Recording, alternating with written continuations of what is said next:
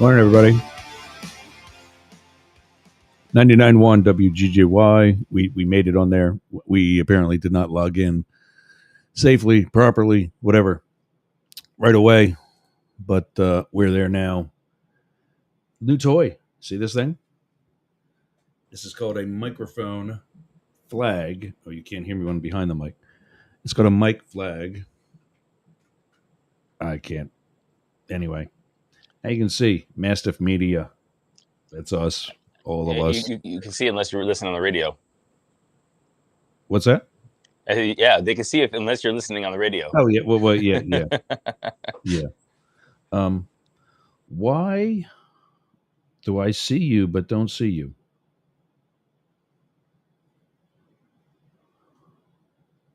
I don't know. I see myself actually. Yeah, you're there.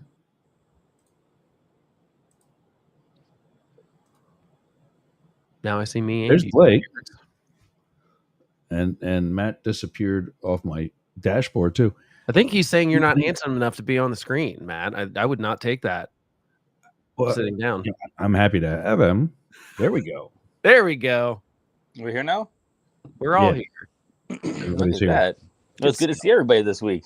Yeah, happy Blake, Friday. your hair is looking a little more alpaca-y than last time. Thank you. Keep doing what you do. And that Benny Johnson guy. Wow. See, the Benny Johnson thing, I don't see at all. What? Yeah, I don't see it. I looked. And yours are just looking more mastiff than always. Yeah. So I still don't have the cameras hanging. I don't know what I'm going to do with that. I think I might just have to leave the one right there. The dog chewed through the power cord for the other one. I've got a puppy now. I think you guys saw that. Oh yeah, cute puppy. And yeah, she is. The kid stayed at his girlfriend's place last night. So Pop had to babysit again. And I woke up. I was like on top of her. Her head was underneath the blankets, and this poor little puppy that runs hot. I'm always scared to have a dog that small because I'm afraid I will just trip and crush a dog at that size. I have, and God love her. She's rather resilient. So Matt, what did you just send me a second ago? I sent you a full transcript and a summary of Kamala Harris's interview on CNN last night. Oh, nice. I've got a bunch of other. Some of that did not happen, though. Is that from GPT? What do you mean? Some of that did not happen. Like, they didn't talk about gender and race. Yeah, they did. Yep. Yeah, the question from the CNN interview was Trump has been asking or derailing or actually trying to derail your campaign about gender and race, yada yada yada. And how do you explain to that? She said, next question. It wasn't about gender; it was just about race, and she said, "Yeah, he is what he is." I mean, that's essentially what she said. Oh, is that the next question? Don't test me, Blake. Well, but then it was the black thing specifically. It was that specific quote. Yeah. So I don't really think the gender thing really has not been brought up, which I think is the right way to do it. Are we redefining race in this? That is definitely race. I'm just saying that the outline is solid. It's solid. Okay. Don't you wiggle your alpaca head at me. That part has more words than she said. The summary has more words than she said on the subject. So that's why I think it's a little broad. Sir, I posted the fullest transcript too. There's all there. Yeah, no, I got it. Control F. When I Googled this to try to bring up other clips and so on, now I screwed that up. I mean, honestly, there was nothing in it that was clip worthy to throw on this. It was fine. She did fine. It's not going to hurt her. I don't think it's going to help her either. I certainly think that CNN could have asked some much better questions, better follow-up questions, because frankly, she still told us nothing of substance, in my opinion. There's the Fox News correspondent checking in. Look, don't give me that BS, because I'm not a Fox News correspondent. She said nothing. She still doesn't have any policy section on her website, Yergs. She's just saying platitudes to try to be everything to everyone, and she never answered the question, like, what changed your mind about banning fracking, for example? She just kept saying, my values are the same. People, I think, deserve to ask that. This is the most angry I've seen Blake ever on the podcast. Oh, that's not true. Don't call me a Fox News correspondent. Well, I mean, because really, I just think that's a low blow because I'm not that here, and that's not fair. So you're the conservative. And by the way, I was way, way more angry after the debate when I was like, "Are we just not going to talk about the fact that he is not competent to be president?" I still don't understand why he's the president. Every week, I'm going to say it. Kamala should be president right now because I don't think Joe Biden should be. She probably is, and you know what? I'm fine with that. No, I'm not. That's not how the Constitution works. That's not. If we have someone that is in power that's incompetent to do the job, they should invoke the 25th Amendment, or he should step down. That's the thing that I wanted answered in this interview. What changed?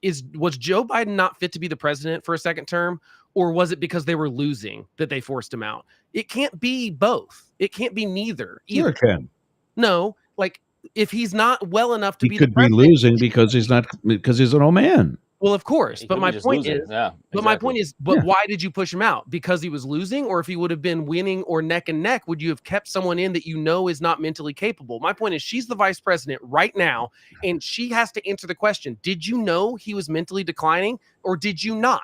Like, I think that's a fair question. I 100% agree with Blake with this. I mean, look, I think that a lot of these interviewers, they just do this and they softball. And they know softball. I don't think any of these questions were softballs. She asked some good questions. She did. She did ask some good questions, and the follow-ups, and she did press her. But if you do not force somebody to answer your question, they allow you to just BS and ramble on and give you word salad. And I wish that it was like, hey, call you out. That's not the question I asked. Answer this. This is what I want you to say. And I agree with you, man. I think that I think a lot of media just really look, you know who said it best? I think is Sagar Enjeti from Breaking Points. He said, "Look, I worked as in the White House, in the press room.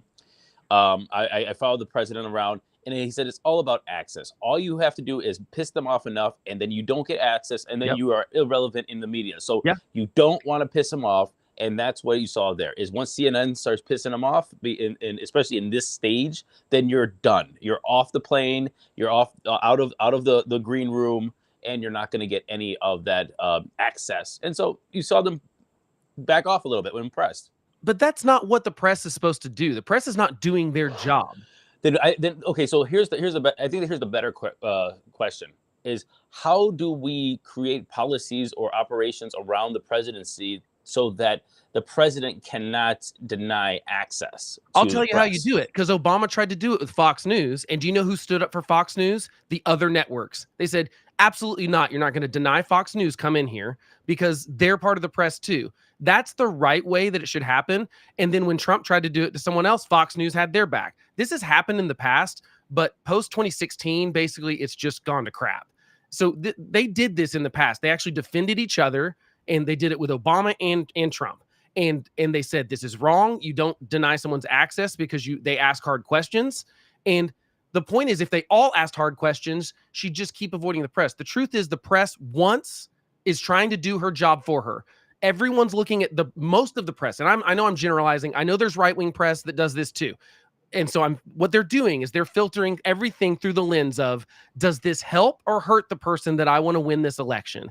And that is not what the press is supposed to do. Oh, so are you saying that the press is doing things to keep themselves relevant? No, I'm saying they're doing things to say, I want this person to be in the White House, and so I'm only going to report on the things that help that person and not the things that hurt that person. 100%. On both sides, and it's wrong. Look, there's obvious bias with the press. Why do you think Hillary isn't there? There where? In the White House.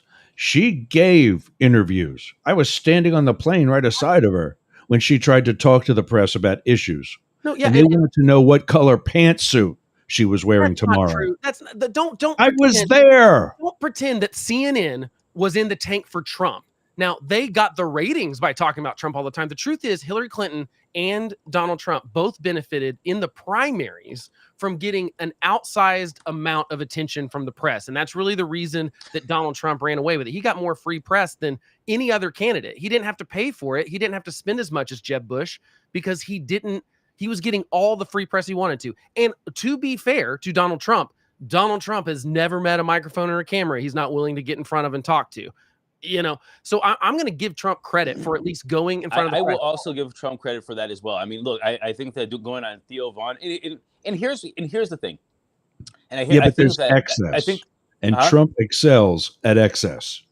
Oh, I'm not saying he does a good job at it, but I mean, at least he's done more press conferences than Joe Biden and Kamala Harris ever will. Long form. And what has he said? I don't care. My point is, what has he said? He talks about sharks and being electrocuted. You're missing the point. That is exactly the point. Is that he's giving long form interviews and giving long form access to these people, and then the American people can look and see what he says and goes, he's not saying anything. Yeah. Like, we want more than that. And that's the point of this, Yergs. And I think there's two things that are happening. Number one is he's giving access and he's putting all that stuff out there. So now what the Democrats are doing is not giving you anything, and they're giving you a lot. So there's a lot of fodder from this side because he does all this interviews, which I do say kudos to Trump, but he's not saying anything. The second thing is we're seeing that the private media, the podcasters, the big names are becoming way more relevant than the CNNs, the Fox, the MSNBCs, and so on and so forth.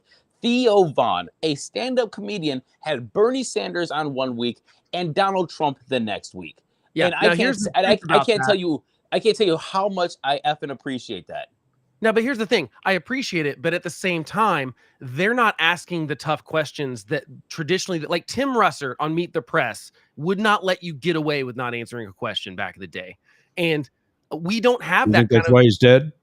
No, it's not why he's dead. I mean, like, he didn't get assassinated, Yergs. Everything isn't a conspiracy theory. My point is he did a good job. And the other thing that Tim Russert did is that I'm sure he was more liberal than you never knew what he did not have a filter of what he was trying to get across. He was asking tough questions. CNBC, right? No, he's on NBC. Well, I mean, he was Meet the Press. He was Meet the Press host in the 90s. In early 2000s. Yeah, but wasn't that CNBC? Well, it was all of them. I mean, it's NBC proper. It was really on NBC. Yeah. This is that was pre those other channels. Meet the Press and Tim Russert was before, I think, CNBC and MSNBC existed, if I'm not mistaken, because those came in later with cable. But the point is, he asked tough questions of everyone that came on his show. So, yeah, there's a two-pronged thing that goes on here. The politicians need to get in front of people. Back in the day, that was the only way to do it. So you had to get in front of people. But also, Tim Russert had to do the job of saying, we're going to ask the tough questions so that you have to give a convincing answer to the American public. And I'm using Tim Russert as a stand-in. There were lots of people that can do this. There are still people that do this well, I think. They're just not getting access because Kamala Harris doesn't want to have to answer a tough question. She doesn't want to have to answer, like, why did her position change? It's okay if it changed. Just explain it to us. Why do you feel that way now? I think these are fair things to ask. And I think it's ridiculous that we have a presidential campaign that does not have a policy part on their website and has not laid out any specific policies. It's going to be freedom. It's going to be opportunity. It's going to be middle class. She's only offered a couple of actually sort of vague policy things.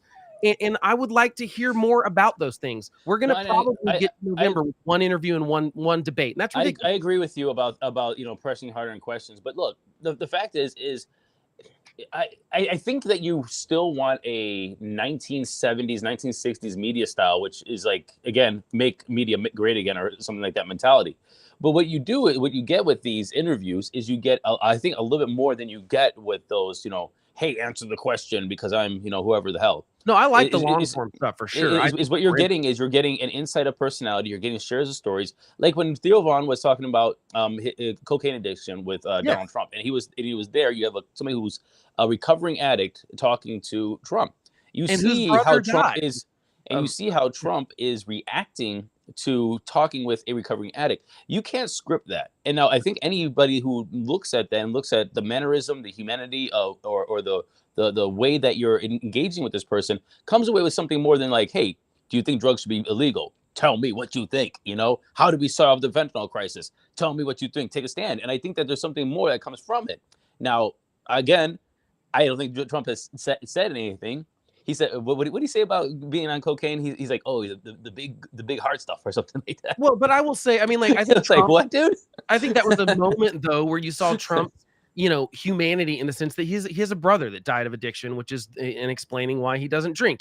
I think those are. He also has a nephew that has a lot of special needs too, and he told his brother to just let him die. I'm not debating that Trump's a bad guy. I'm just saying, like, but everything you filter through is your hatred of Trump, and you can't have. It's not hatred. I don't hate anybody. Well, then why is every point about someone that, like, if I bring up a negative point about Kamala Harris, you have to point it back to something of Trump? They can both be bad at this. They can both. Yeah, there's things I would be doing differently if I was Kamala Harris. Yeah. Yeah, but that's my point, is that she is a blank slate. That she means absolutely nothing to anyone, in my opinion, and that's the goal of this. I think the goal is to run this campaign through November on vibes and joy and no policy. It might work, bro. Literally, wouldn't that be a nice thing to have in the White House for once? Trump campaign is doing. No, it would not. No, Trump's at least saying dumb policies. I mean, I disagree with the policies, but he's at least putting policies out there. She's not. And I think that's a difference. And I'm not giving Trump an edge here. I'm not saying I'm going to vote for him because. And we're not saying you are. And I agree with you. Yours has a little TDS here. Yeah, it definitely is. It is. And it's like Kamala is. No, it's called reality. She's a bad candidate. But the point is, the press is going to let her get away with this because they view everything as, if we press her hard, that's good for Trump and bad for Kamala Harris. Now, the truth is, without the press, Donald Trump, if he just had this much self-control, and for people on the radio, I'm holding my fingers about a quarter of an inch apart from each other, he would be able to attack her on all the things that would work well for voters. He can't stay on message, though, because like Trump could be doing this, his campaign, his surrogates could be doing this, but he can't stay on message. And it would be very easy to hit her. It's like, look, and honestly, I also think, here's the other thing. I'm listening, just walking away. I really believe that the American people are not dumb in the sense that they know when something's rehearsed. They know when they're being lied to, for the most part. In this kind of, you think Kamala was reading from notes? They didn't know what they were being interview? lied to in 2016. What I'm saying is that I think that Kamala Harris could have answered that question last night about fracking by saying, look, I was running in the primary. I joined Joe Biden's ticket. Joe Biden said, we're not anti-fracking, and so I'm with Biden, and he changed my mind. That would have been a reasonable answer. Or she even could have said, I have to win Pennsylvania, so I've changed. That's equal. Both of those are really bad answers. Note to self: Blake is not my the first advisor. The first one I agree with. I am totally fine with any politician, quote unquote, flip flopping, because maybe they learned that here's my position on an issue, and I go and have some town halls throughout my jurisdiction and talk to constituents who say they don't agree with me, and they're the ones getting up off their ass, coming to those meetings, voicing that opinion, and it's not the same opinion as mine. Yeah, I have a job to do. It is to represent those people that get off their ass. Exactly. And there's so many ways she could have answered that question. Instead, she just pretended that she didn't ever change. My values are the same, is what she kept saying over and over again. That was clearly the rehearsed thing. In fact, that's not what she said. She said on the 2020 campaign trail that this is what I said, but I know it changed from the past. And she said she's still stuck with the Green New Deal, and she still believes in that. But now she has realized that she can do climate protection and have clean energy plus do fracking. That's exactly what she said. And so I think it's disingenuous that she didn't answer the question, because she did answer the question, and that's exactly what she said. Why she changed. Sometimes you just don't need to have a why, dude. And here's the thing. Wait. From a political and somebody who campaigns, you have a crap ton of questions that can be asked to you from every walk of life, from every person, from every demographic, every day. And you know what? Lots of the times you haven't thought that damn deeply about these things, to be honest with you. It doesn't matter if you're a congressman or senator or a president, because sometimes you just make policy decisions because you're like, hey, you know what? I get it. This is the better policy for the grand scheme of things. Did I actually have a cup of tea and light the candles and go home in my basement to figure out my deep secrets and deep personality of the why did I change? No, Blake. But that's it's okay. But she answered the question, so don't be disingenuous and say she didn't answer the question. I think she dodged it. But I mean, we can have different. Because my point is, and if I'm Dan Bash, I'm going to push back on all the things that were like that in 2016. Okay, well, then why'd you change your mind on gun confiscation? Why'd you change your mind on abolishing ICE? Why'd you change your mind on the border?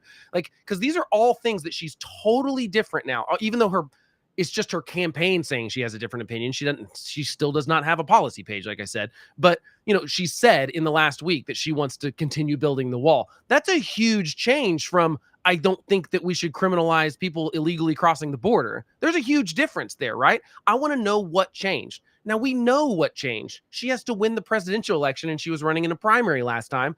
And specifically in a primary where everyone thought the lesson learned from 2016 was we've got to be as far left progressive as possible. I think she's answering questions. And again, Blake, you're over here saying that Yerkes has TDS, and you don't want her to answer these questions because you have HDS. And so here's what she said. Well, let's be clear. My values have not. I don't. I just. Wait. Let me read this. And this is one paragraph from this whole thing. It says, let's be clear. My values have not changed. I believe that it's very important to take seriously what we must do to guard against climate crisis in terms of climate, or the clear crisis in terms of climate. And to do that, we can do what we have accomplished thus far. That's the Inflation Reduction Act, what we've done to circulation over trillions of dollars, creating 300,000 new clean energy jobs. But let me be clear. I was clear on the debate stage in 2020 that I would not ban fracking. As vice president, I did not ban fracking. As president, I will not ban fracking. And she continued to say that she was on 2016 on a different stance, but changed over the campaign. I don't know how else you want to answer that to say like, hey, this is what she said, and she answered the question. What do you want her to say? I was wrong. I'm sorry, conservatives. No, but I mean, sorry, anti-environment people. No, but she says, yeah, I wasn't for banning fracking in 2020. That's a switch, because what we were talking about, the quote was from 2019 when she was campaigning. She's saying once she was the vice presidential candidate, I was for fracking. And that's my point, is just be honest about why the situation is. And it's not just the fracking thing, it's all of it. My point is, I think the American people deserve to know which version they're going to get, because it was either your true conviction then or it's your true conviction now. And that's why I want to know what the transition was. Because if it's just for electoral politics, how am I supposed to trust you're not going to go back to wanting to ban fracking if we elect you? I think that's and I understand, but okay, I think that she answered the question. If we can agree that she answered the question, that's great. But here's the thing: the why. Everybody else said, "Where's this deep why?" And even if it is electoral politics, if that's what you wanted to say, I understand that, because it's absolute. But here's the conundrum that you're saying. You said if it's because of electoral politics, then how can we trust her? But also, it's okay to change if it's electoral politics, because that's the fact. Is sometimes you get out there and you talk to people on the campaign trail, and you hear enough people tell you the same thing. You're like, you know what? Maybe I'm wrong with this. Maybe I am wrong with this. I've heard it a couple of times with a couple of different issues that I don't want to get into right now about my stance on things. And I was like, and I talked to Sarah, I talked to her family and stuff like that who are in the medical profession, because there's some medical issues. And I said, maybe I'm wrong with the situation. And so the fact is if the electoral, your constituents start to tell you about something, you change your instance, you can't then say, well, maybe I don't trust her now. Blake, that's not fair as well. But I'm saying your answer about what her answer could have been, as far as like, look, here's where I'm at, but that's clearly not where my constituents are at. And so I represent them. And it's clear that most of this country, and like I said, is for fracking. And so I'm not right. I don't want to get rid of it. And so I've been saying that. People are I've been saying that the next president or the next politician anywhere is going to get immediately voted in just by getting up in a town meeting or to a newspaper or to whatever format and saying, I don't know what my stance is because you didn't tell me yet. I don't think it has to be that transactional, but like Donald Trump, I agree. Donald Trump in 2016 is a great example of over and over again in that Republican primary. He said things that were unthinkable for the press or pundits to think, that any Republican running for the nomination, that it wouldn't immediately sink him. I think people were, he was giving, I don't want to call it, using the word honest is a hard thing with him. I do think he's being genuine. Yeah, that's a bad choice of words. Genuine is probably what I would call it, like in the sense that like he was, saying things that generally Republicans wouldn't, and he would just like Matt brought it up last week, him in that debate going, of course I take advantage of the tax code. You know what I mean? Like, duh. That was an honest, genuine answer. And even if you don't like it, you're going to go, right. I agree. Genuine. I think we would benefit from more genuine answers. Even you're right. You're someone going, I don't know enough about it yet. Donald Trump is just going to get himself in more and more. I don't want to call it hot water, because he rambles about things he doesn't know about yet, and it gets him in trouble sometimes. He just did it with abortion today or yesterday with Florida.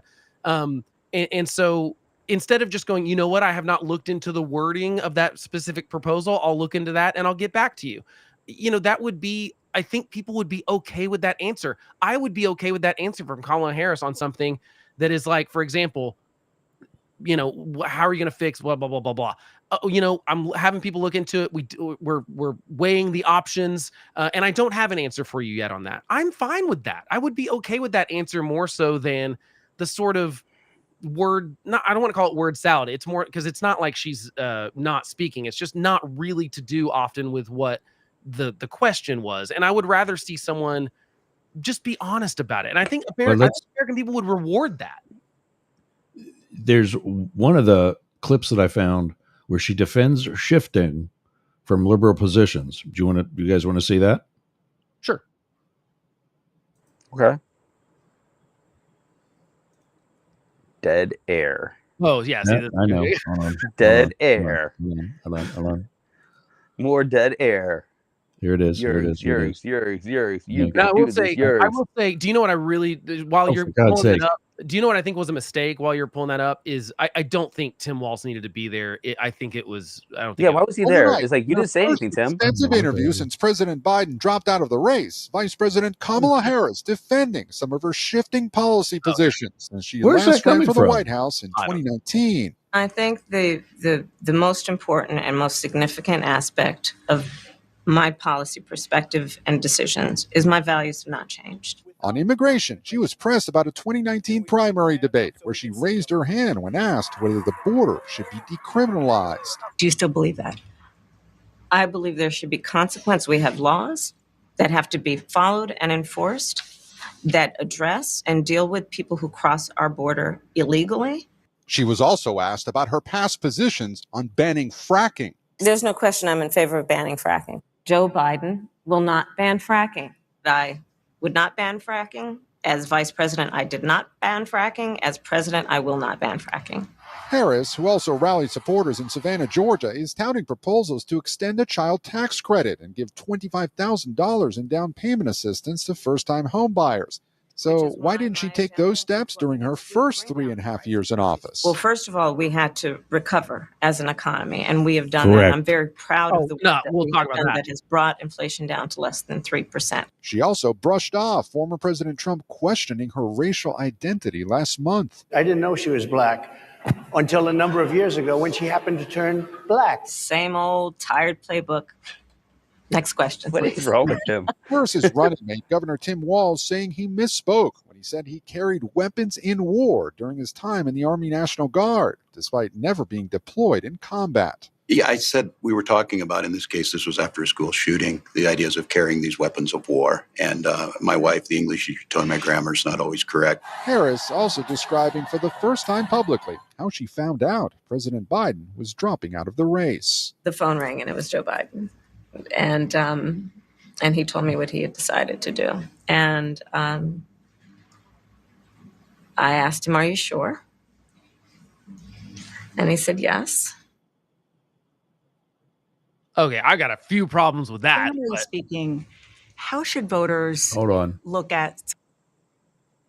Okay. Can we acknowledge the elephant in the room real quick? Which one? the fact that Yergs uses Bing.com. No. Can we just acknowledge this, please? No, I have to, because we broadcast on Chrome. And if I would have done that search on Chrome, like, look at this.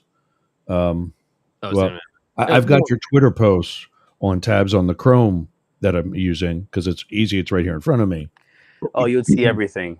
We can't play audio. Okay. If we play audio on Chrome, it won't go out over the broadcast because it'll cause a loop.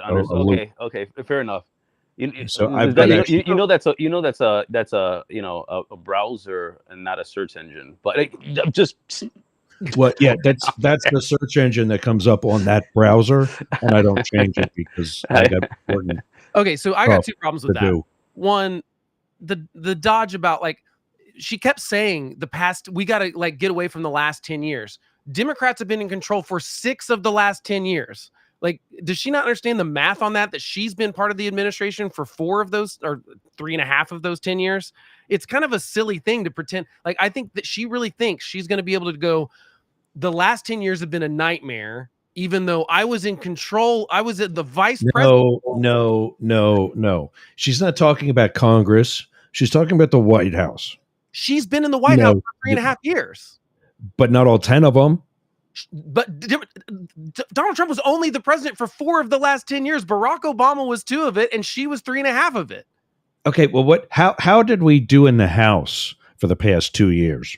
I'm not talking about the House. I'm talking about the White House. That's the point. That's part of that 10 years, and you're not talking about the House because that's the right. She's talking about the White House. She's been talking about and for her to answer the question of why didn't you do all these things that you say you're going to fix the economy and all that and the housing, all this stuff? Why haven't you and Biden been doing that for the last 4 years? It's a lie. Her 10 million jobs thing. Yeah, there were 23 million jobs lost in the pandemic. By the time they took office, that had gone down to 10.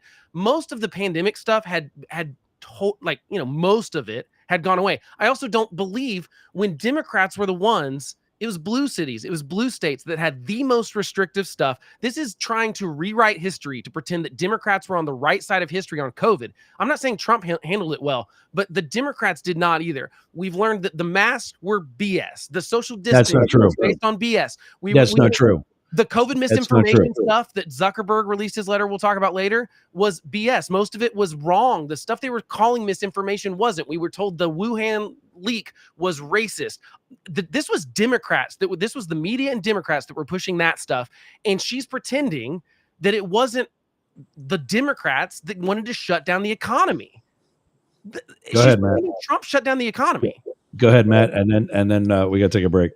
I would say, I mean, Blake, some of your examples are really far-reaching. You said that talking about Wuhan was racist, but it wasn't that. It was about Chinese, and the Chinese were passing around a pandemic when there was a lot of speculation, and Chinese people were getting attacked all over the U.S. because of this fear, and it was trying to cross it down. I'm talking about the press. No, that's exactly what we're talking about. So we're talking about how do we create the narrative that says, hey, this is a pandemic. We got to be safe, but also please stop hitting Chinese people. I'm not talking about hitting Chinese people. I am not talking about that. I am talking about the press. If anyone tweeted, and I'm talking about respectable journalists, anyone that came out and said, hey, I think this could have leaked from a lab. They were condemned as racist, as misinformation, as that was in. Oh yeah, that was BS, 100%. But we'll just make sure that we understand that there's a line there. That is what I'm talking about, and what I'm talking about is Kamala Harris herself said she would not trust a vaccine that came out in the year 2020. She herself said that when she was running for president because she wouldn't trust a Trump vaccine. She was playing politics with this just as much as anyone else. Yeah, I don't care. Yeah, I don't care who made the vaccine. If the actual professionals, not Trump, not Kamala, say, "Hey, this is the best we can do right now. We got to try this." I'm taking my shirt off and sticking an arm in her face. My point is, she was part of a party that were wrong about so much COVID stuff. They were wrong about kids. The learning loss is going to be on Democrats' back for decades that happened during COVID. They were the ones that kept schools shut down for much longer. That was in blue cities. It was in blue states. Pretending that Donald Trump, first of all, pretending that the economy was anyone's fault in 2020 is ridiculous. It was COVID. Stop right there. Hold on. I've been quiet. I've been letting you guys play tennis all morning. The fact that, here we go. The problem with shutting down, that COVID could have been over in a month if everything shut down. I disagree. Everything. Blue, red, everything. Because, and I know this because I sat on meetings on the phone as the COVID coordinator for the Los Angeles field office that started with people like Ron DeSantis personally on that call. But then he said, I don't have time for this. How do you feel? He had the most deaths. He had the most deaths in the whole country, even above New York. That is not true. Because I'm gonna mute you. I let you talk. Now it's my turn. Talk, but it's not true. He had the most deaths out of everybody, but you don't know that because the guy who died or the lady who died or whoever had a permanent address in Connecticut or Pennsylvania or somewhere up north. They were snowbirds. And because even though they came down to Florida, contracted the virus in Florida, were treated in Florida, died in Florida, because they're only there for X. I don't want to see your maps. I'm talking about actual facts. It's from the CDC, Yergs. Where do you think they get their stats?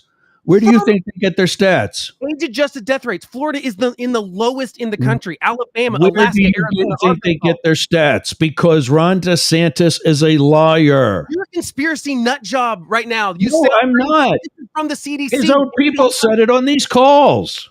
This is Woosa, ridiculous. guys. Woosa. We don't count people who are not residents of our state. Who's the source that you trust if you don't trust the CDC? People on the calls. So this is my point, Yergs. You want to look at everything through a lens of what you want to see it through. You hate Ron DeSantis, so you think everything he did was and you have to go to the extreme that he killed more people during COVID than anyone else. And the facts don't back you up on that at all. They're not facts. They're the alternative facts. This is the CDC's website data. Okay. Florida is near. I'll put it on my website. Then it'll be a fact there too. I'm telling you, I was on the call when his people said that we don't count people who are not permanent residents of our state. Miami was ground zero, not New York.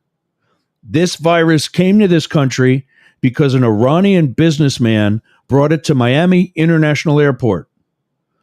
His attorney, who is based out of White Plains, which is a suburb of New York, flew down to Miami, met with him at the airport, and then they went their separate ways, having no idea he was about to make history. He was bringing that virus back with him to New York City. But Miami is ground zero, not New York. I'm not and talking Florida, about ground zero for anything. And Florida is one of the bigger states, not just New York. All right. Enough of that. We got to take a break. Everything. What? Just go ahead. It's fine. All right.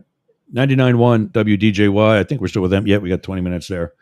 And the rest of the Mastiff Media Network, Yergs Radio, and everybody will be back after this. Smell nasty. Do you want to freshen it up a little bit? Go to aromabypeter.com. Check out all of Peter's candles. It's what we burn here in Studio Yergs. I'm burning right now leather scented candle. That's right, leather scented. So go to aromabypeter.com/Yergs and check out his candles today. I'm Jane Stahl, retired English teacher, and with my BFF, Susan Bebeck, we manage Studio B Fine Art Gallery in Boyertown, Pennsylvania. We showcase the art of hundreds of local artists, publish books of the poetry, prose, and art of local writers, offer classes, art parties, workshops, discussion groups, cater dinners. We've even hosted a wedding. And we're here to be the go-to place for friendship, learning, and fun in our community. Virtual tours of our exhibits are available right here on Yergs Radio. Let us introduce you to some amazing art and artists. Check out Jane Stahl and everyone at Studio B in Boyertown, Pennsylvania. Please visit our YouTube channel, Talk TV 24. How's your website doing? I'll tell you how mine's doing. It's awesome. Yergs.com is gotta be the best website for anybody in podcasting or any sort of broadcast solo journalist like me. How did I get that? Limit Break Digital. Limit Break Digital did my website with Yergs.com. They did YergerGroup.com. They take care of my marketing, my branding, and help me get the message out to you. Go to limitbreakdigital.com/Yergs for 10% off your next project. That's a $3,000 site, Yergs.com. And you can get 10% off that by just going to limitbreakdigital.com/Yergs today. Talk to Jay. That's my guy. We all got a guy, and Jay's mine. LimitBreakDigital.com. Hey gang, it's Yergs. Right now, our country is about to embark on yet another controversial presidential election. I have an actual question, legitimate question, as a political scientist and historian by education. If you are a Trump supporter, I want to hear from you. I want to know what your appeal to Donald Trump is at this time. Please email me news, N-E-W-Z, at yergs.com. News, N-E-W-Z, at yergz.com. Thanks. Participants must be willing to provide their contact information, answer a series of questions, and then have their first name broadcast over the radio and social media relevant to Up the Middle. Some of us are back.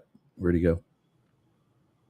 Bathroom break, maybe? Well, Matt's getting back from the potty or whatever he's doing. For the record, I do not hate anybody, not even Ron DeSantis, although I should. Okay, I will say that maybe hate's the wrong word. You so strongly dislike them that you will find any narrative that is against them and never for them.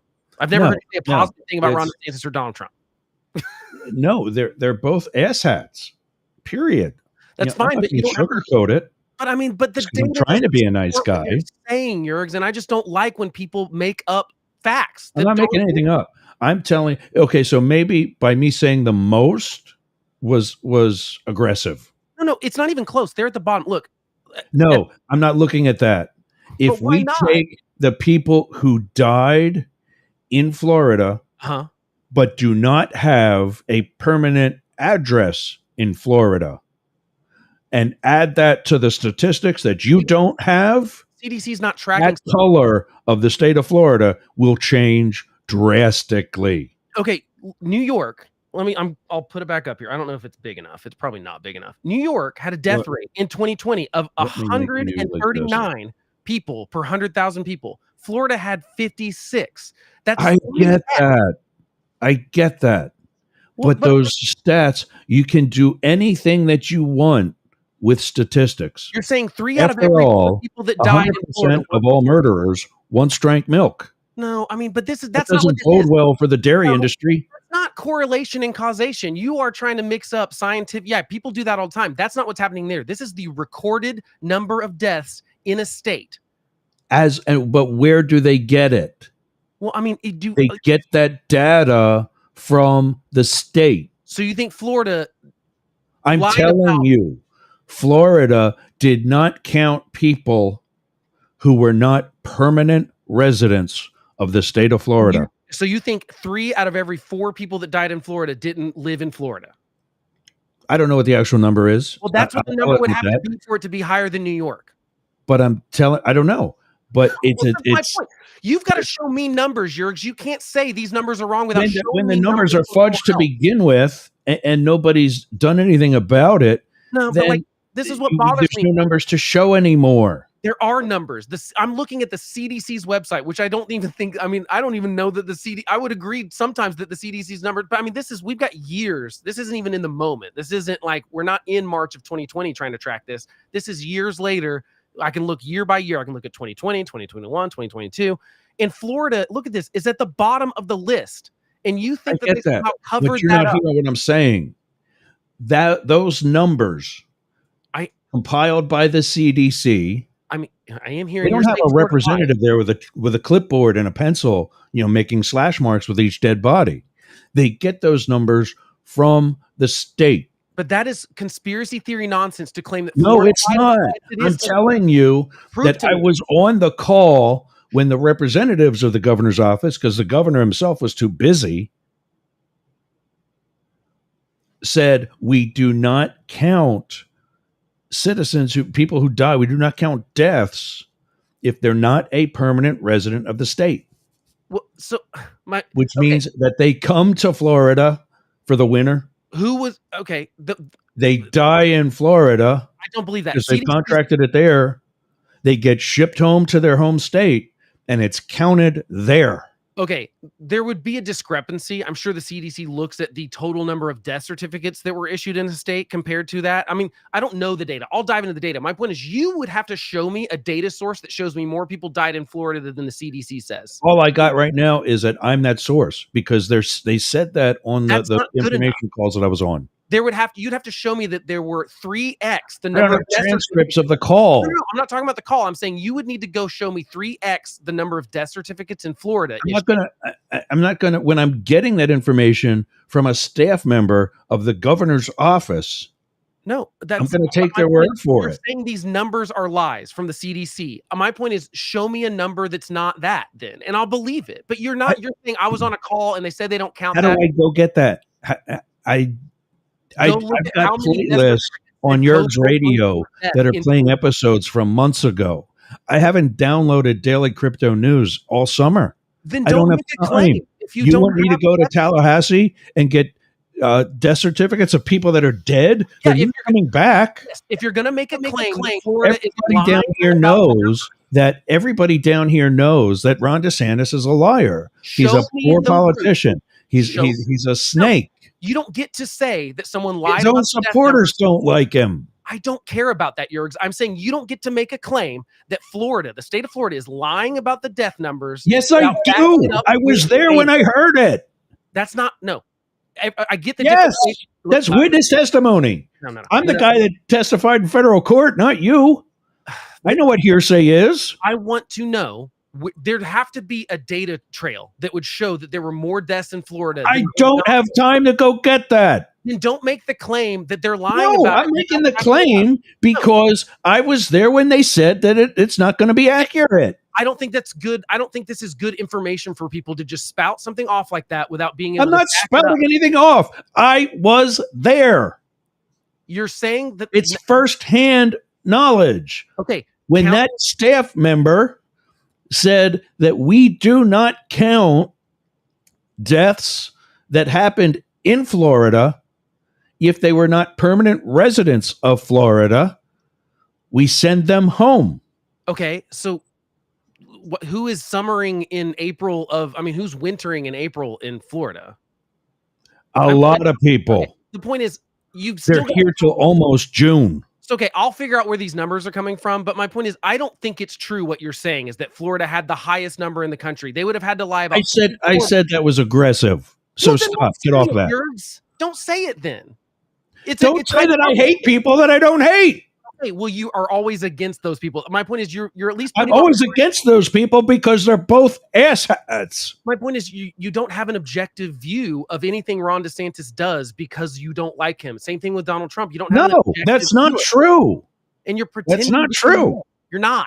You have no idea what Ron DeSantis is doing.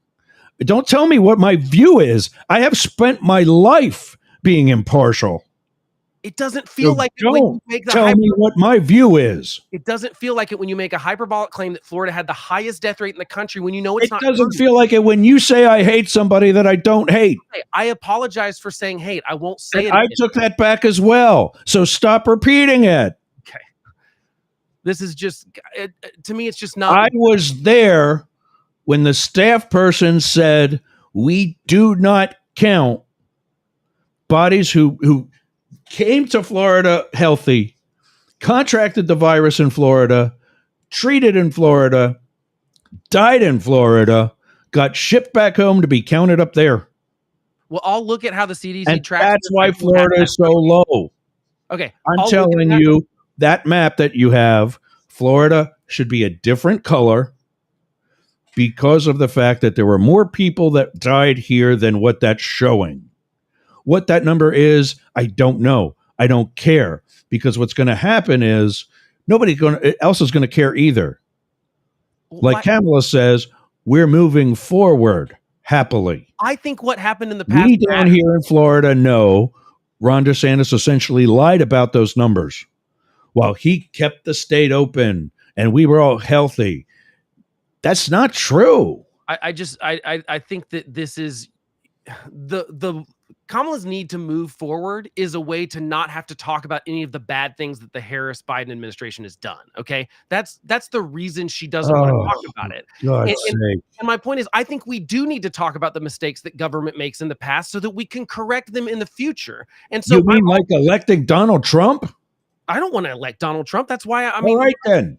Here's the thing about all this smack talking about Kamala Harris and Donald Trump. Kennedy was never going to get elected. Of course not.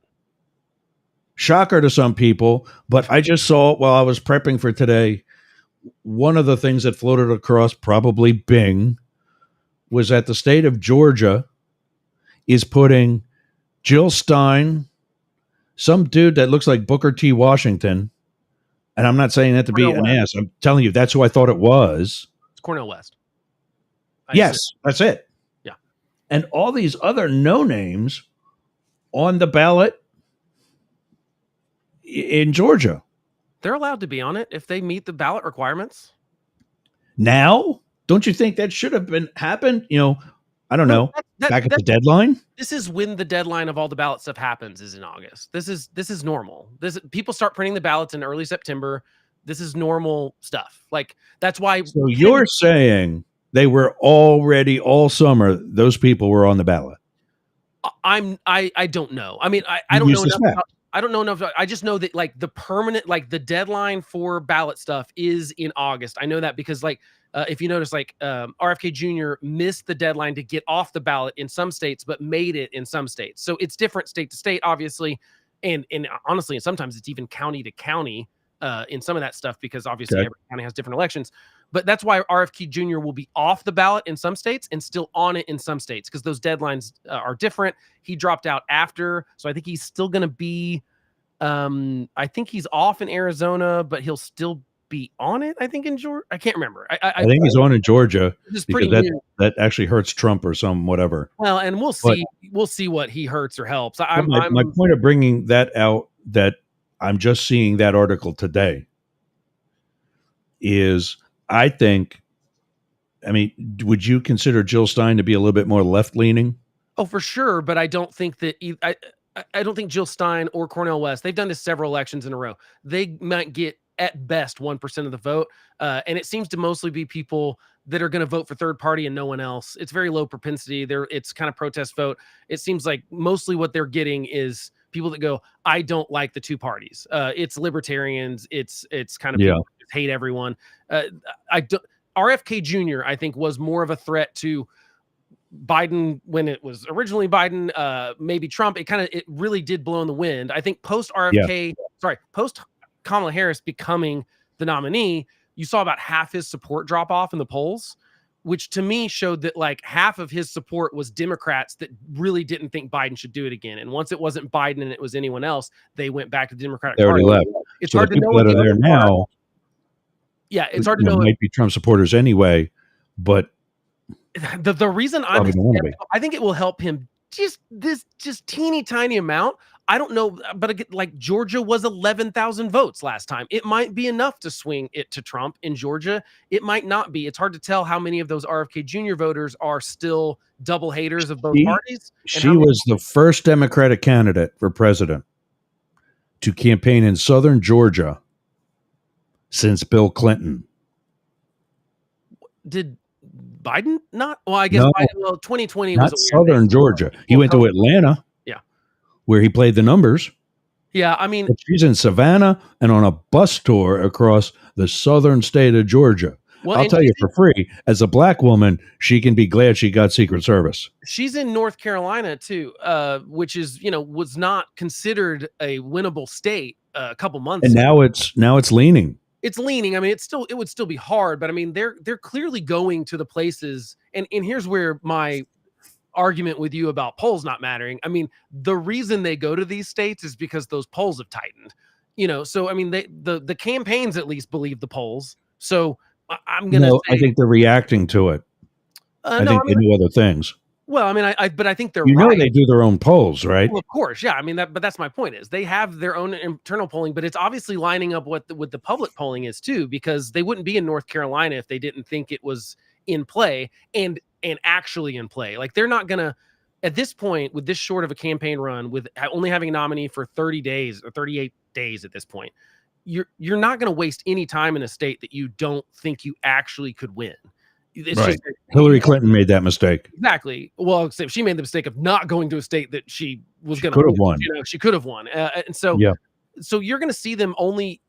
You'll see if you don't see Tim Walz and Kamala Harris in Arizona, it will mean that they've given up, that they're not going to win Arizona. And so I think that is going to be interesting to watch. But yeah, you're right. Georgia is more in play than it was, although I think Trump probably wins Georgia at this point based on polling. But North Carolina was like solidly Trump, and maybe isn't now. So I think it's interesting. We'll talk about the polls, I guess, in the next hour. We got to tell everybody where they can find you on 99.1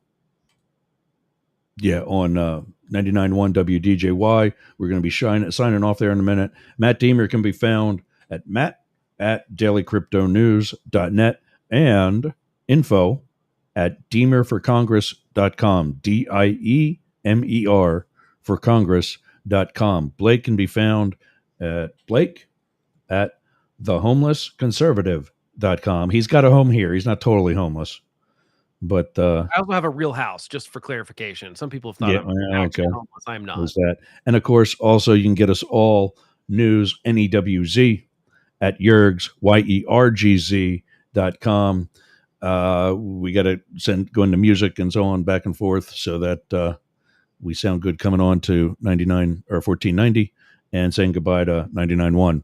All right, we'll see Atlanta people on Monday. You can switch over to yergz.com or yergzradio.com to continue the argument. And if not, we'll see you on Monday.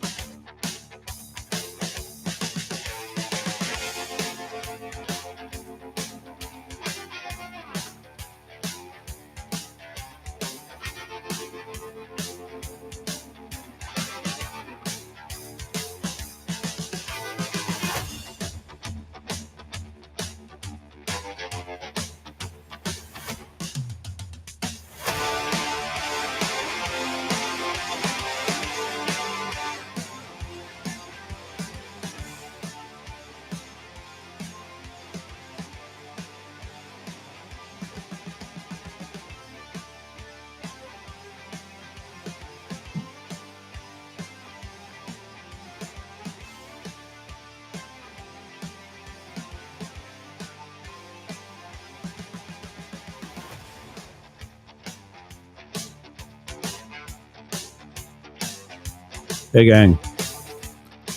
Welcome, Tampa Bay. 1490 WWPR. You're going up the middle. In case you missed the first the first hour, we had a little bit of a hockey game. We had one of our usual weekly verbal bench clearing brawls. Pretty awesome. I hate everybody, apparently. And I just make stuff up as I go. And I'm busting on myself right now a little bit, but actually kind of a little bit on Blake too. But we've been talking about last night, Vice President Harris gave her first interview with Tim there. I guess they were holding hands or whatever. Not as many questions were for him. And that's going to stop soon, so I'm just going to bring it down. There we go.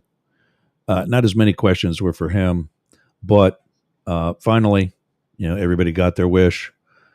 We got a chance to hear And I mean, my take on that, and we'll bring everybody else out in a second. My take on that is she's been busy. That's why it took this long. And maybe she doesn't have anything necessarily on her website right now.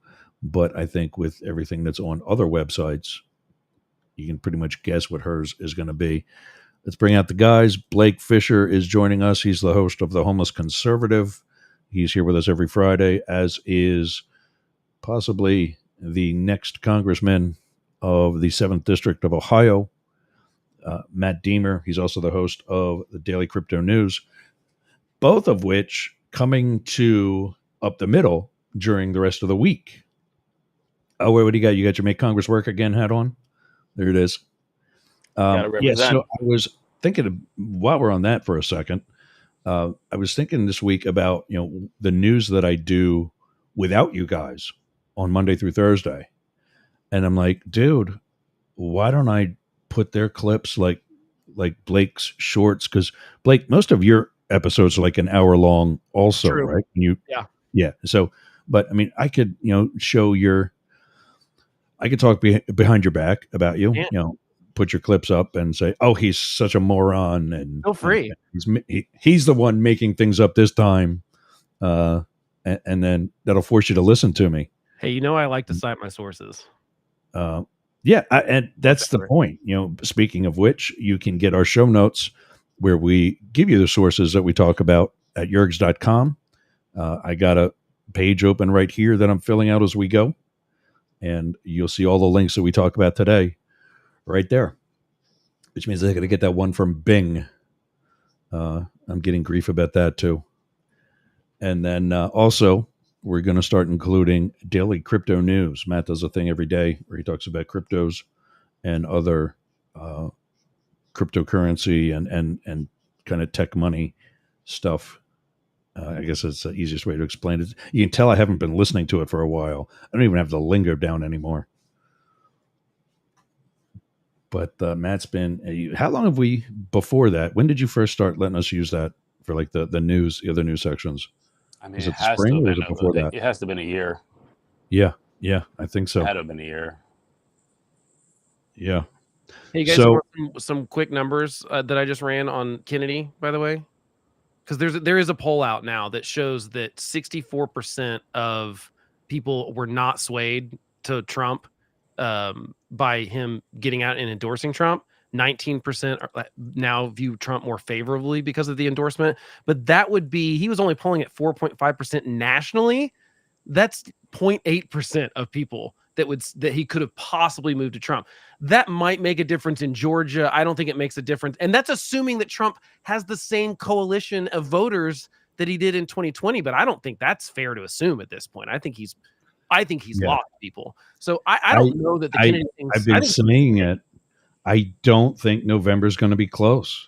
I think it will be. I think it still will be close. I just don't think that I don't think looking back at 2020 and saying, oh, well, in 2020, he got X amount of votes and he needs to get 11,000 more. I think assuming that Trump hasn't lost anyone, because my opinion, and I'm going to do a show on my show after this show.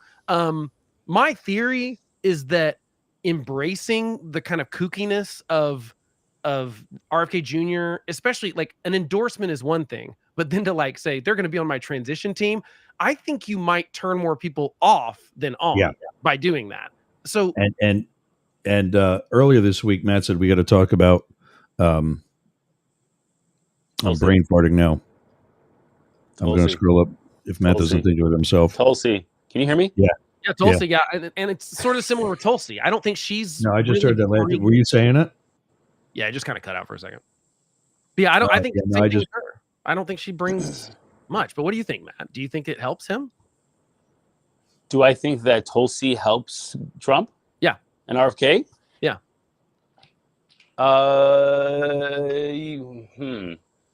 Slightly. I mean, look what the polls are saying. I mean, look, again, this, I think, like we were spot on. I mean, when people were thinking about RFK Jr., they didn't want to vote for Biden, they didn't want to vote for Trump, and so like, look, we need somebody that's there that's going to be a viable third party, or at least make a undecided vote, if you will, for against Trump or Biden. Now that you got to switch out switch out for Harris with Biden for Biden, you have a 3-point bump in the polls, pretty generally across the board. If you want to just say an average, Kennedy was still going to be swooping in for about 5%, which especially in places like swing states like Ohio. I mean, I don't want to call it, Ohio should be a swing state. What we're generally saying in more independent states like Ohio, where you're taking most of the register, a lot of the majority of the registered voters are independent. You're in 5% substantial because you don't know where they're going to swing. Although and so if you take that, have gone down because his is only like he was at 20% at one point when it was in the Democratic primary. It's only gone down. It's never even. It's only gone down. So if you wash out the Democrats that were going to vote for Biden or didn't want to vote for Biden, now going to vote for Harris, say that's 2%. You have the same thing with the Trump side. Yeah, and then which is going to be another 2% that's gonna is going to vote for, and then you have that 1%. And it looks like maybe Trump got a 1% bump across the board. Yes, it does matter, but how significant is that going to be? Depends where they are. Obviously, we've been talking about on this show for a long time about Georgia and Wisconsin and swing states, and it's going to be decided by tens of thousands to vote, if not even fewer. In some states, those countrywide will be 100,000s, but yeah, I mean, because it was 80,000 in Pennsylvania. I mean, state by state. So look, 1%. We're saying like 1% or 0.5% or 0.4% in a state could be the race. It could be, yeah, it could be. It could also, I mean, the other thing that's weird about here's my other theory on why RFK Jr. was, I don't want to say popular, because I mean, it's not like I said, he never had that much, but I think the reason some people liked him, I think that neither Trump or Biden or Harris, really none of them, and even to a degree, I mean, Walz, I think is a more talented politician than any of those other three people. I mean, although Donald Trump has some talents there too, but like the thing that no one is doing that RFK Jr. did, even though I think he's a kind of a lunatic. I mean, I think most of his stuff is crazy, but he explained things to people without like. He was your explainer in chief? Well, yeah, I mean, to a degree, it's like Donald Trump will get out there on the debate stage or at a rally or in an interview and will jump into something as if the audience knows every little as if they're on Twitter all the time. Like he assumes that they know what he's talking about when he says, oh, the Russian collusion thing or the lawfare, or he uses this sort of shorthand that's on the right. And Kamala Harris kind of does it too. RFK Jr. will come out and explain like, well, this is how primaries work. And this is what happens in that system. And then this happens in both. And he's not taking for granted that anyone in the audience already knows that, but he doesn't do it in a way that talks down to the audience either. And I think that is a talent that he has that people are going, oh, I like that he's explaining things to me in a way that makes sense. And I feel like the other candidates are not doing it well. I think that's mostly just because we have an extraordinary situation where somehow we've managed to swap out Biden for Harris and still really we're getting the same amount of them talking to us, not on a teleprompter. And it would be nice to see them. That's what I think they should learn from RFK Jr. It's not like you guys are coming to the gym with me, by the way. It's way too hot. We're outside right now. I am dying. So I think that's what we could have learned from RFK Jr. is explain things a little better, like explain what's wrong, explain it like because most of the voters that Kamala Harris and Donald Trump need to get, they are not people on Twitter. They are not people that listen to shows like this. They are not people that watch cable news. They are people that don't really pay attention to politics until after Labor Day of an election year, and they probably only vote every 4 years. That's who's going to swing this election more than, because most people have already made up their minds. No, Kamala Harris and Donald Trump are not doing well at talking to those voters. I don't think. And I think RFK Jr. did a little bit better at that. It's just that obviously he wasn't going to actually win or anything. But I think they could take a cue from his playbook in that situation and do well.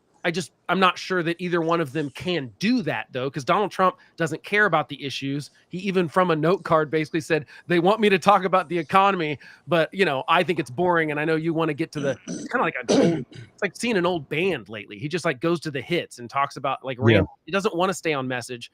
And Kamala Harris, I think the American people are tired of that. I think they are too, and I think that, and I think Kamala Harris just isn't good at that, and so it's interesting because neither. Well, how does she then take advantage of that? besides preaching joy and moving forward? If I were her and I had her level of, like I said, I don't think she's dumb. I just think that because you're not going to be a lawyer and I just don't think she's good at talking without an immense amount of prep. I think she's almost kind of, it's like the yips almost. It's like, I know she can do this when she was in a courtroom. So, which is why I think she'll do fine at like a debate potentially, but she doesn't do great in an interview. It's like you can anticipate the questions, but it's not quite the same situation. A debate's much more like being a prosecutor. I would do those long form things with friendly people if I were her. But like, I would answer tough questions even with, like I said, I think people want honesty, and I think people want a better explanation of what the problems are. You can't just say the last 10 years have been bad, because I think is it Dana or Dana? Because I always thought it was Dana, but she said Dana several times. And so I don't know how to actually, Dana Bash. But Dana anyway. Bash?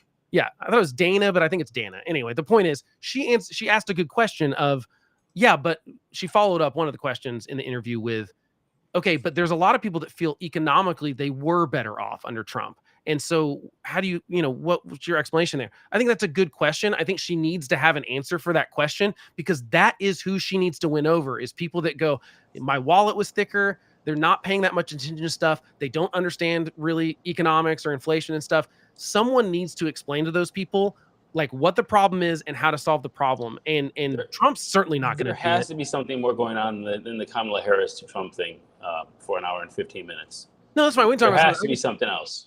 I'm just asking. Yeah, I mean, because we got some local issues to talk about. We'll knock mine out first because it's really quick.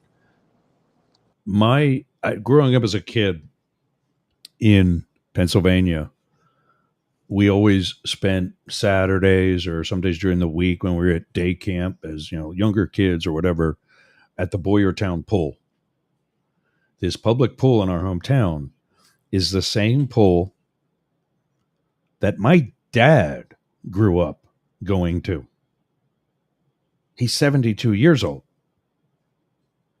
And no major maintenance has been done ever since.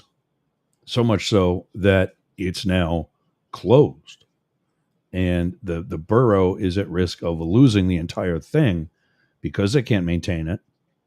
They need revenue. So they're considering maybe selling it or doing this, that, or the other thing or whatever. The Boyertown YMCA was going to take it over. The Boyertown Y built a pool in their facility. They have another one somewhere else now, I think, within the Boyertown School District area. And they were going to take this over and make it their first outdoor pool and have their day camp that they do in the summer, obviously, at that location. As happens in politics, pissing matches arise, and it goes to crap. What I just recently found out is that some business people, some local entrepreneurs in the Boyertown area, have banded together and said, what if we did it? And what if we took over, did the repairs on our arm, and then gave it back to the borough? Some sort of tax write-off or whatever else. We just got to put this issue to rest. And everybody's behind this now. And it's just a matter of getting it through borough council.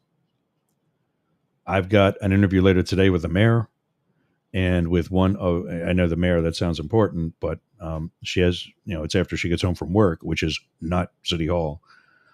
I guess, I don't know.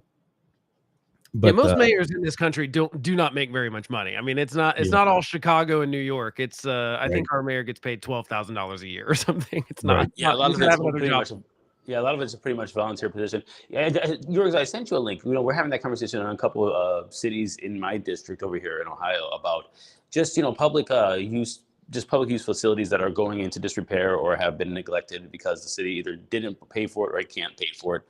And there's this YouTube channel called Not Just Bikes. I don't know if you guys heard of it, but basically what they're saying, but basically the whole premise of the YouTube channel was about a critique against American infrastructure and how American infrastructure and the way the cities builds and roads and blah blah and the way that we construct our cities isn't a sustainable model because of the revenue that we can make off of taxes and to maintain certain things. And so what they do is look at a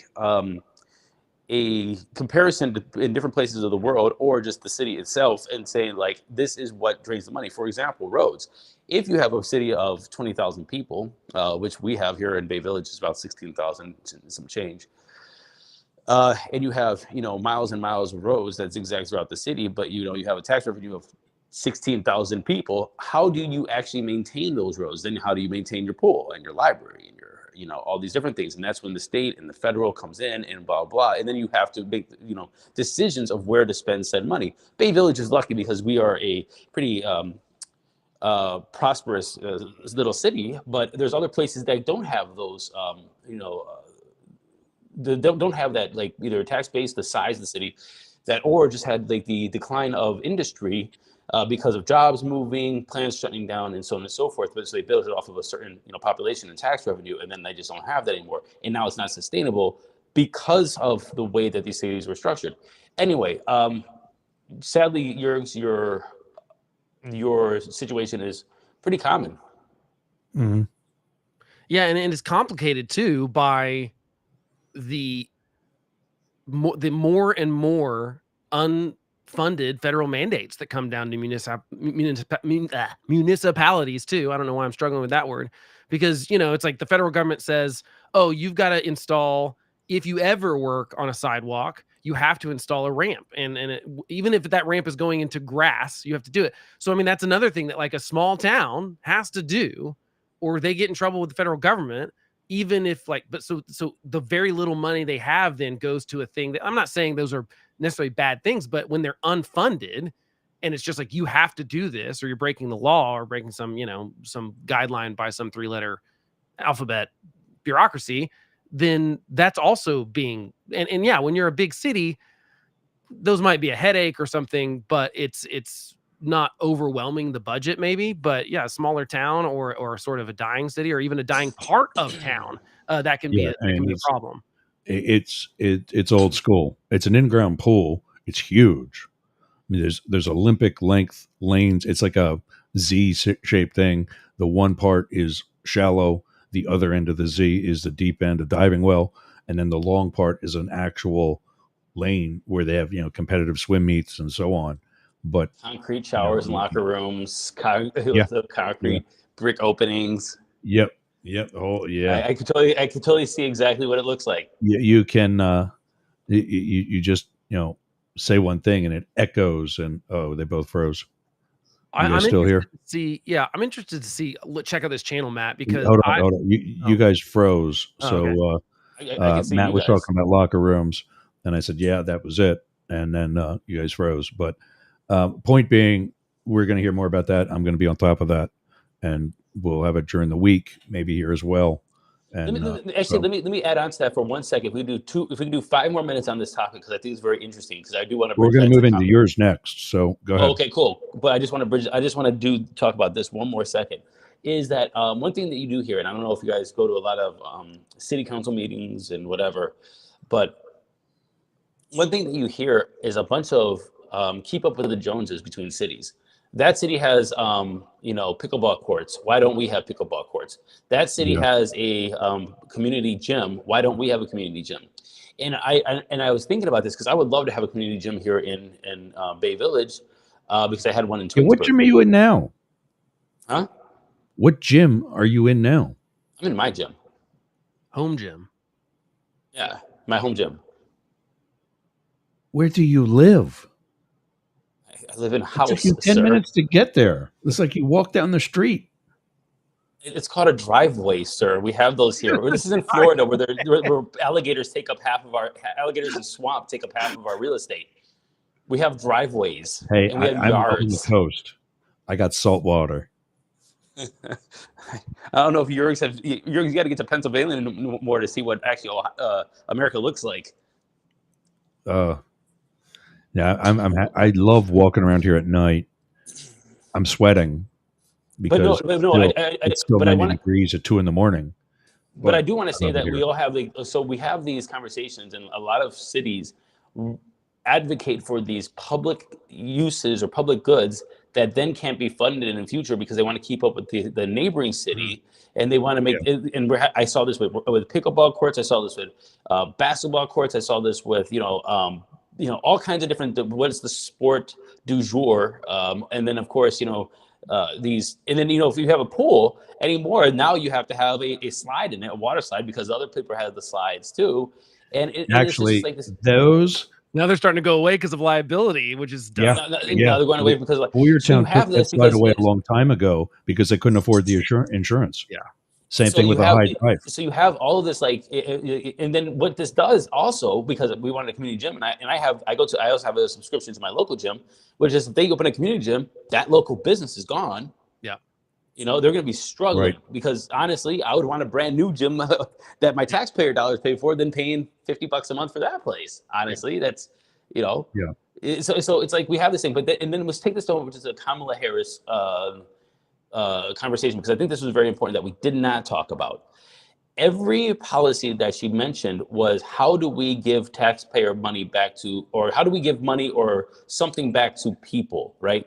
So if it wasn't, it's like, how do we pay for this? It's like, or that thing. And there's the beginning of the conversation. And I think that we totally missed that whole thing of basically it's, how do we have policies of giving money to people to say, this is how it's going to make your life better, instead of building up infrastructure, building up industry, building up and so on and so forth, which I thought was, I'm surprised it wasn't pressed on. Well, she specifically brought up the child tax credit, and I think that is, a generally popular thing. And she specifically was going to double it for the first child, I think was what it was going to be. And I think that was the policy. Don't quote me on that, but I think that's what she said, first child. And so, that's one way of doing it. But I do think sometimes you can get in trouble with that, because her other proposal is to give $25,000 to new home buyers. Well, you know what that's going to do? Increase the home prices by $25,000, because we have a supply problem right now. Adding money to the demand side is inflationary. That's how we got into the problem. And that's what I'm saying we need to hear more of. Wait a minute. That supply problem's regional. No, it's it is. Well, it is regional, obviously. When you say supply problem, you mean there's not enough houses or there's too many? There's not enough houses. That's the problem we have. You need to come on down to Florida, because I walked my dog the one day, and I was on my phone, and I went to realtor.com. This was right after Idalia. There were, within a mile of my place, of that intersection, I was like half a block away, but I keep using that specific point. Sure. There were more than 200 houses on the market. All your shit in Florida costs like $500,000. Yeah, here's the difference. There's no way, bro. That's another kind of supply problem. The housing thing is very. We should honestly do probably a whole episode on housing, because it's super complicated. First of all, it's not one size fits all. It's not monocausal that the problems are. There's zoning problems. That's municipalities. The bigger problem right now is that we do not have starter homes. We do not have newer starter homes. In Florida, they're too hard. There's some states. Let me finish. Yeah, I could have been inland here is Matt frozen, or does he just have a really big smile? I think he's frozen. But anyway, go on inland. Yeah, okay. Yeah. I could have been inland. The amount of money I put down on this house was like 130, I think. Oh, there he is. Hold on. I don't know what happened, guys. You froze. Glitched a little. The amount of money I put down on this house, I could have paid off a bigger house inland. I just didn't want the mosquitoes. Well, yeah, and that's the problem. The point being of what's available here, there were more than 200 when I did that test, or looked. I told this story to somebody else. They didn't believe me, so I did it again. There were more than 300 houses available. Now Matt talks about the price. I bought this for $450 going on 3 years ago. This same type house in Marina Del Rey, a similar type of neighborhood that has canals, you got a boat in the backyard, that whole thing. $3.2 million. Yeah. 3 bed, 2 bath, one story on a canal, 3.2 million. But the reason that Here is in Florida. Do you realize that both of those are unaffordable for most people? Right. And that's doesn't matter what spectrum I'm at. But the reason those prices are so high is because there are more people that want those houses than houses available on those areas. Exactly. The coast is a That's great my example. point. But that's my point. So, within a mile of here, you hit Route 19, and you're now off the peninsulas and the canals and the water communities. Going a mile inland from there, there's still that many houses. I only did it from a mile because I wanted, my whole type of community. Right. But do you know part of the reason this is because Florida does not have the crazy zoning laws that like San Francisco does. The reason it's easier to build a house in Florida is because Florida has less regulations in that stuff than San Francisco or California does. And that's Florida. I think we're going down a slippery slope of we don't have enough facts to have this conversation. We're just going to go back and forth like we did with the Kamala Harris Donald Trump thing for an hour and 15 minutes. What I was trying to say about the Kamala Harris speech is in anything is that what we're doing right now is promising people money for their vote to say, hey, I'm going to give you $25,000 here. I'm going to give you $6,000 here. I'm going to give you if you vote for me, which I understand that some of these things. Look, I got stars there. I don't know what happened, but I just got some. Got fired. That's great. But what my issue is that I don't think there's enough focus on how this is basically subsidies, government subsidies but instead of talking about how to build our infrastructure, how to build our jobs in our industry, and how to make sure that we have single people who work full time can raise families on incomes, and so what we're doing is saying like, hey, you guys can't both go to work because childcare is expensive. Here, we'll give you more tax credits and more childcare for free, so you guys can go to work and get paid less. And I think that's an issue that nobody's talking about. Like, two people have to work now to raise a kid or raise two kids. Oh, it wasn't like that 35, 40 years ago. Oh, okay. We're going to give you money for that. So now you both can work and we can have more corporate profits. We can have richer CEOs with more money instead of talking about how do we maintain income that supports families. Well, yeah, but that's why? It's because they want to get the votes, and it's easy to get votes when you promise people money. And I don't. That's why I don't like that. Because we know why, but also I'm just saying. I'm just putting that out there. Yeah, I don't think it works. I think that now tax credits, I'm not as opposed to. Like, I don't mind a child tax credit increasing, especially because, like, frankly, we need people to have kids. Like, our economy 100%. Is going to look like Japan or China. Well, we have that already. It's called a child deduction. Why don't they just raise the child deduction? Well, that's what she's talking about doing. She's okay. She wants to raise it's like I think it's 3,000 right now. She wants to raise it to 6,000 for your first child. So she wants to double the first child. I'm fine with like things like tax credits, especially when it encourages a behavior we want to see in a way that, like, of course, like that's one thing. But I don't like when we just go, I'm going to give you $25,000 if you're a first-time home buyer, because, like I said, it proves to me she doesn't understand. Like, the reason we have inflation right now is because Trump and Biden decided to give people a ton of money in an economy that didn't have a demand problem. It had a supply problem. If you can't increase the supply and you increase the demand and give people more money, that will raise prices every single time. And that's a basic misunderstanding that most Americans don't know. And I would love to have a presidential candidate that comes out and explains. I don't think it's a misunderstanding. I think it's deliberate, to be honest with you. Well, I think the candidates, it's deliberate. I don't know if it's deliberate with people. I think people really do not understand that, like, the reason we got the inflation is because of those giant monetary, huge pushes of cash into a society that didn't have money to spend it on, and it raised the prices of stuff. And she's wanting to implement the same policy with housing that the Biden administration did that got us the inflation on everything, groceries and everything you buy. Biden is partially responsible. So is Trump. So is COVID. Some of it would have happened with COVID no matter what. We would have had some, because like some stuff had to shut down. Like with the supply chain, actually, we had a supply problem. We would have had that no matter what with COVID. We didn't need to also create a demand problem. And so it would be nice if people explain this better, because the truth is, if she gets elected and goes through with trying to give first-time homebuyers $25,000, it's just going to increase housing costs, which is the problem she's trying to solve. She'll make it worse. All right.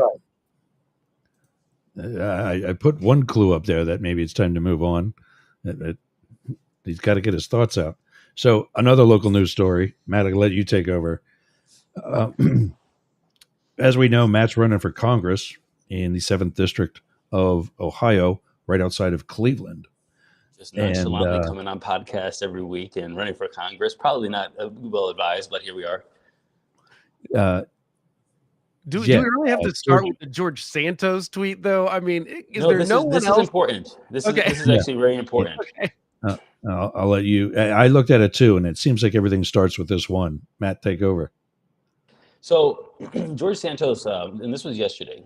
George Santos tweeted about my opponent in the race, and he filed for divorce from his wife, who's only been married for 2 years. They have a young kid, I think only a year old or so, and he had filed for a divorce on their wedding anniversary, their second wedding anniversary. Yikes! And now my opponent, he is already alleged abuser. He has a history of domestic violence, of violence when he was younger. But also he has alleged situation with Stephanie Grisham while he was working in the White House, and Stephanie Grisham was the press secretary. Now he filed a gag order on her to not talk about it during his last election. And now we have this situation here where he's divorcing his wife. He filed for divorce. So that's not Stephanie Grisham that he's married to.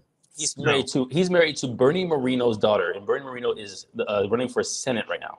This sounds like a scripted drama, by the way. Go on. Well, it kind of is. It kind of is. So he married Bernie Moreno's daughter, who's running for Senate against Sherrod Brown right now.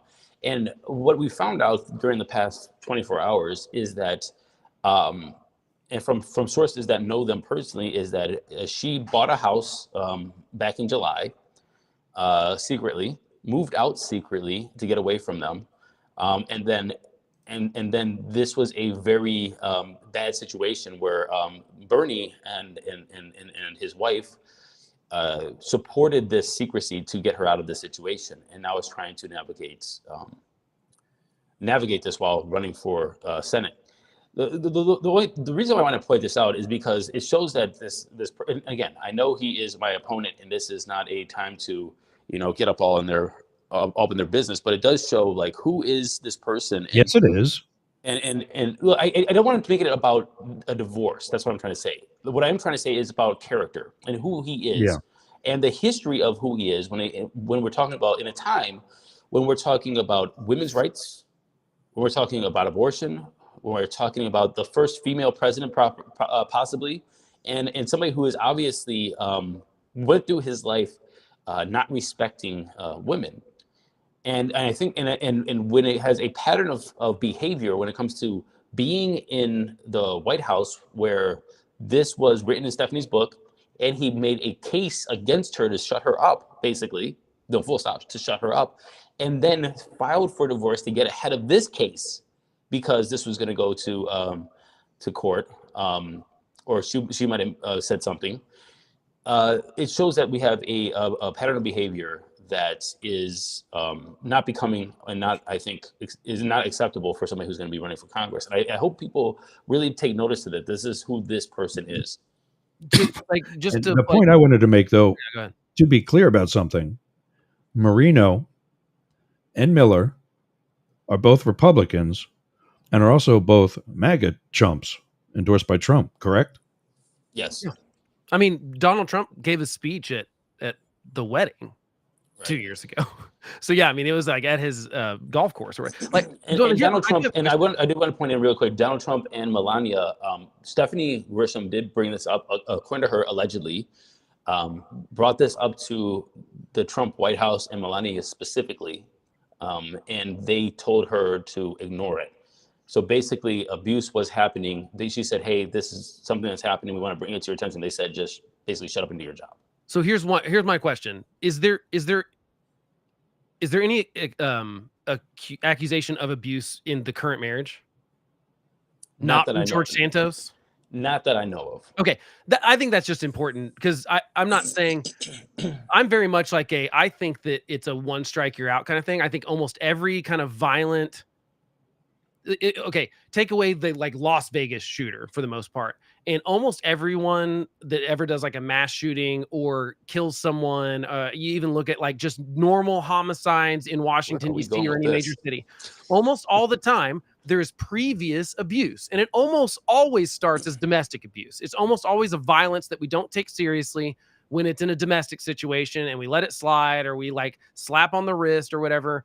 And I don't know. Like I said, it sounds like there's one accusation of abuse here, but I think we should take every accusation seriously. I don't think that you should tell people to just deal with it, because it normally escalates. It always you don't just deal with it. But look, I am not one to go into people's kid history and as a juvenile, because I am also one of those guys. But one thing me and Miller don't. Were you not popular with the football team when you were a kid? No. One of these things that we don't have in common, Miller and I, is he was charged multiple times with fighting, and assault and stuff like that. There's allegations with Stephanie Grisham, but also let's just look at the let's look at the facts, and we can make inferences from this. We don't have to. We can say this is all just us making stuff up, and that's absolutely fine. But if you're a woman in a house with a brand new baby, I'm talking about brand new, a year old, probably just started walking, if not walking yet, and you move out of your house, something is going on, right? You don't just take the 100%. newborn kid out of the house from the father and get a house secretly and move into a new house if something wasn't bad at home. That's number one. Number two, if this was amicable and it was just like, you know what, we just don't like each other, this is not working, you would wait until the election. You'd say, you know what, hey, honey, I know you're running from Congress, but I can wait 60 days. This does not happen right now.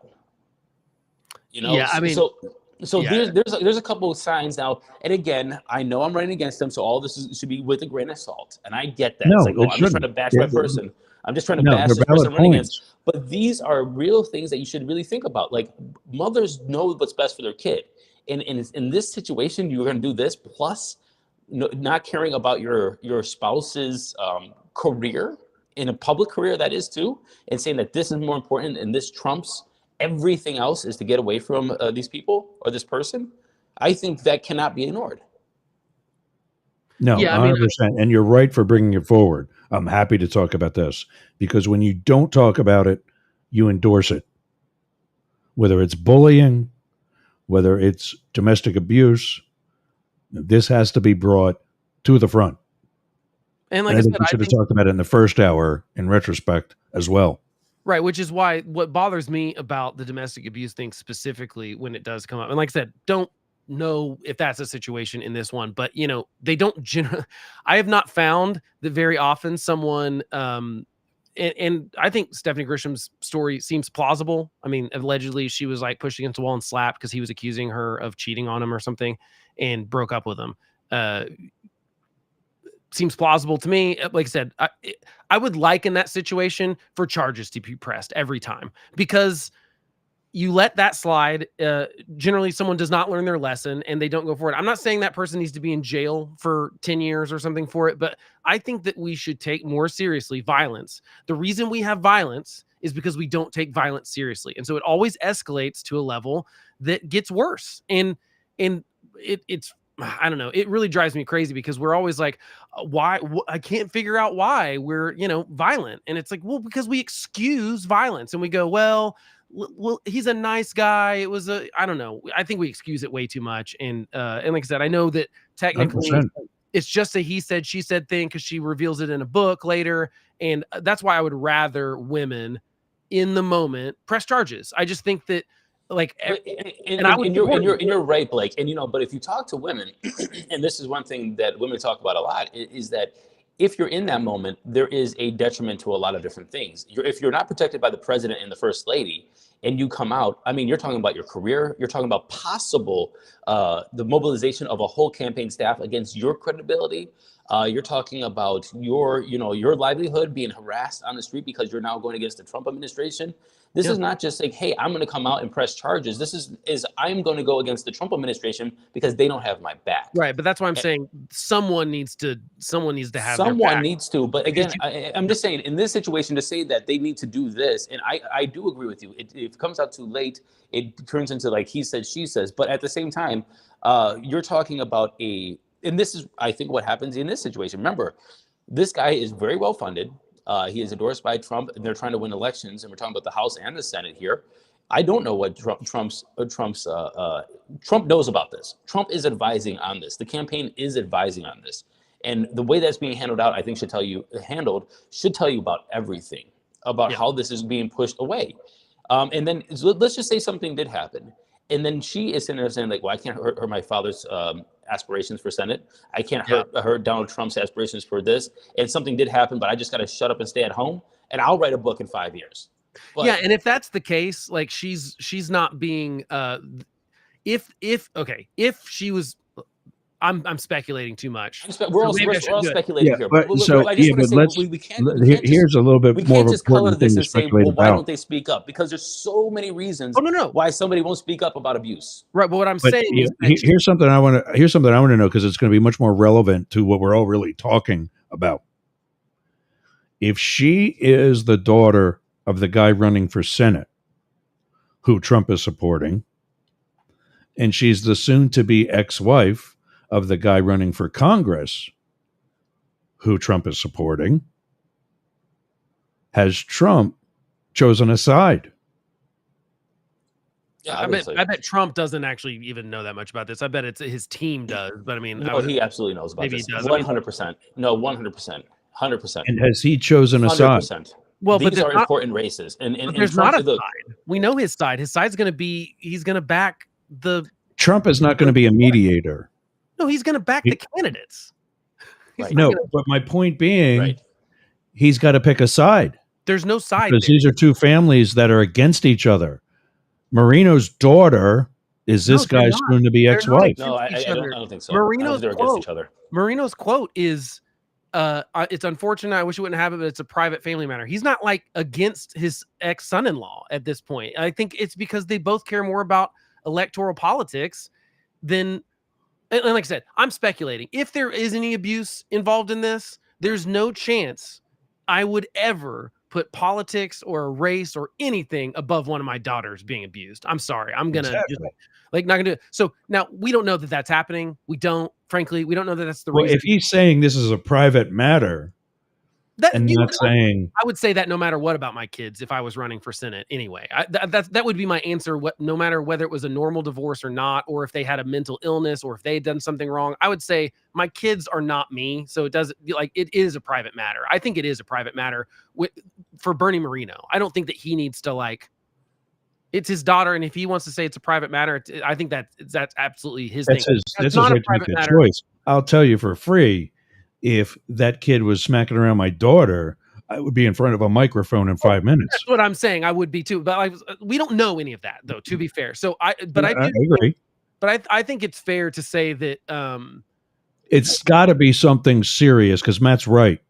You're not going to do this close before the election when it become the news story that I certainly hope it does. But we just, the truth is we have no idea. But it would be good to know, because if there is, he's right. I've seen it as a police officer.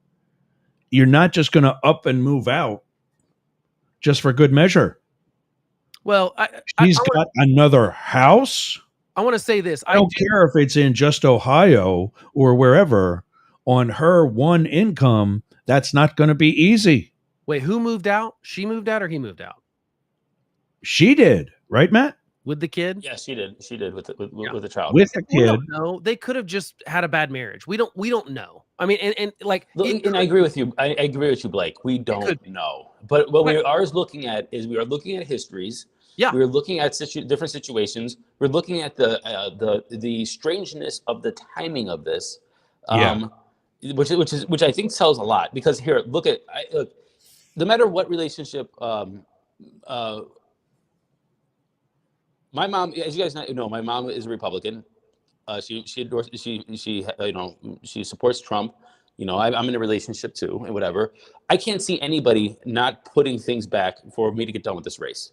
No matter if we disagreed about policy, if me and Sarah got separated or whatever happened, I would say, look, I'm running this race. Let's whatever, and it should be like, of course.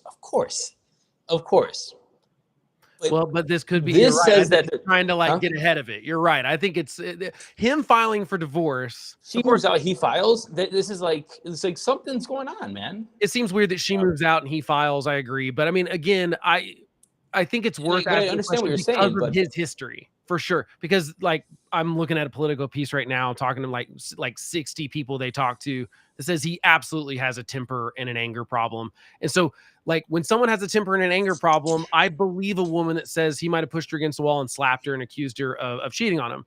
And because it's there's a pattern. And so I think these are questions worth asking. But here's the proof that the problem is no one is good. Everyone is it's a team sport now, and that's all politics has become. And no one is willing to call out.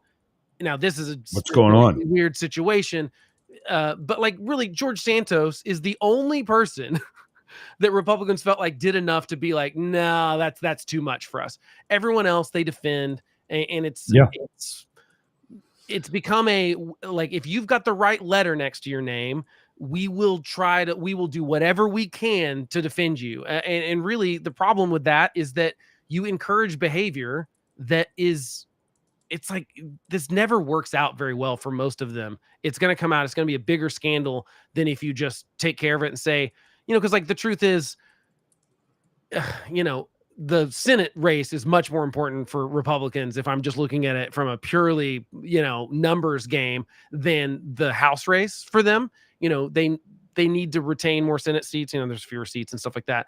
So I could see them not wanting this to hurt Bernie Moreno's campaign. I don't know why it would, though, And so if you even want to take the purely cynical, not so much Moreno's as Miller's. We got to take a break, and we come back. Some final thoughts, and then we're out of here for the weekend. 1490 WWPR and a bunch of others with Yerg's Radio and the Mastiff Media Network. We'll be back after this.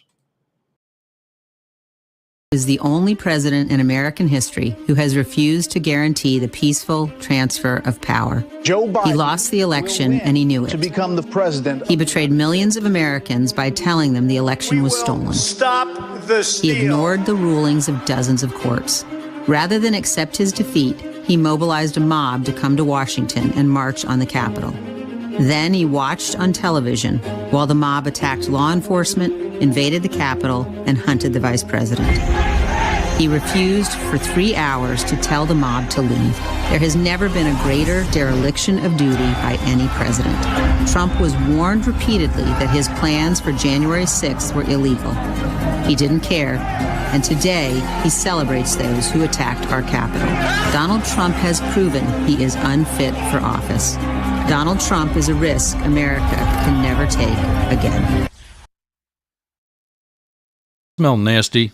Do you want to freshen it up a little bit? Go to aromabypeter.com. Check out all of Peter's candles. It's what we burn here in Studio Yerg's. I'm burning right now leather scented candle.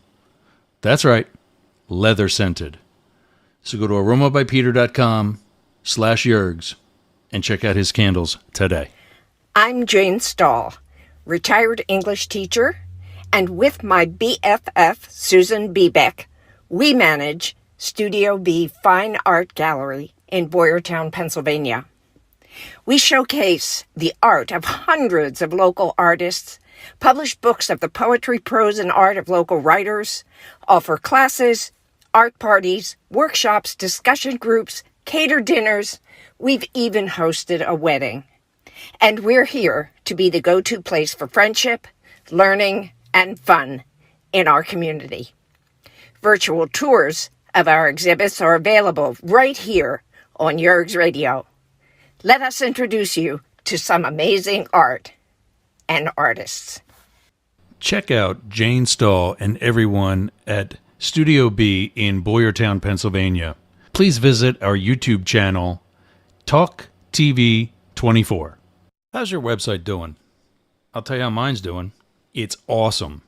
Yergs.com is got to be the best website for anybody in podcasting or any sort of broadcast solo journalist like me. How did I get that?